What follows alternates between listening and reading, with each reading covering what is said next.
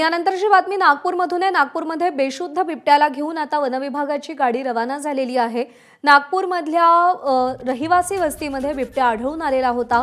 एक तासभर त्याचं रेस्क्यू ऑपरेशन सुरू होतं। त्यानंतर त्याला डाट मारून बेशुद्ध करण्यात आलं आणि आता बेशुद्ध बिबट्याला घेऊन वनविभाग रवाना झाल्याची माहिती मिळते आहे। तर ही दृश्य सध्या आपण पाहतोय। एका घरामध्ये घराच्या हॉलमध्ये हा बिबट्या लपून बसलेला होता। त्या बिबट्याला आता बेशुद्ध करण्यात आलेला आहे डाट मारून आणि आता वनविभागाची गाडी या बिबट्याला घेऊन रवाना होतीये। महाराष्ट्रभरामध्ये मानवी वस्त्यांमध्ये बिबट्यांचा वावर वाढलेला आहे आणि सध्या ही काळजीची बाब बनलेली आहे। कोल्हापूर, नाशिक, जुन्नर आणि आता नागपूरमध्ये सुद्धा बिबट्याचा हा वावर नागरिकांमध्ये भीतीचं वातावरण निर्माण करणार आहे। अत्यंत रहिवासी असा भाग आणि या भागामध्ये बिबट्या एका घरात लपलेला होता। तासभर रेस्क्यू ऑपरेशन केलं गेलं आणि वनविभागानं अखेर या बिबट्याला डाट मारून बेशुद्ध केलं आणि या बिबट्याला घेऊन आता वनविभाग रवाना झालाय।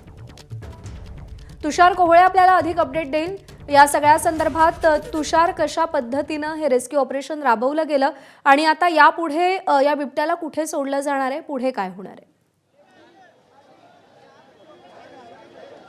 निश्चित जर का आपण बघितलं तर सध्याचे जे दृश्य आपल्याला पाहायला मिळतात की वन विभागाचं पथक बिबट्याला घेऊन इथनं निघालेलं आहे आणि इथे जे स्थानिक नागरिक आहे जे हे संपूर्ण रेस्क्यू ऑपरेशन बघायला त्यांनी गर्दी केली होती ते की देखील आता इथनं जाताना दिसत आहे। मात्र साधारण 1 तास हे संपूर्ण ऑपरेशन चाललं होतं। सुरुवातीला ह्या बिबट्या जेव्हा या अनिल राऊत यांच्या घरी जेव्हा आला होता जेव्हा पोलिसांना याची माहिती देण्यात आली, त्यानंतर वनविभागाला याची माहिती देण्यात आली। वनविभागाला जेव्हा माहिती देण्यात आली त्यानंतर संपूर्ण मोहिमेची आखणी करण्यात आली। अनिल राऊत यांच्या घराच्या पहिल्या माळ्यावर एका खोलीमध्ये हा बिबट्या होता। तेव्हा सुरुवातीला वनविभागाने पहिल्या माळ्याच्या ज्या काही एक्झिट होत्या त्या संपूर्णतः क्लोज केलेल्या होत्या आणि त्यानंतर मग वन विभागाच्या एक्झिट क्लोज झाल्यानंतर त्या बिबट्याचा ड्रोनच्या माध्यमातून लोकेशन ट्रॅक करण्यात आलं। लोकेशन ट्रॅक केल्यानंतर मग एक डाट मारण्याची मोहीम राबवण्यात आली आणि मग त्यानंतर ही संपूर्ण मोहीम कशा प्रकारे साधारण 1 तास चालली। आपण बघितलं की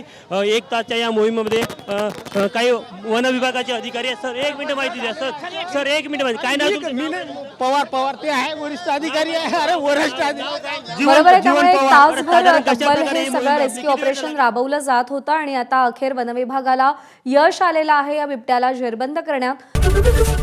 एबीपी माझा, उघडा डोळे बघा नीट।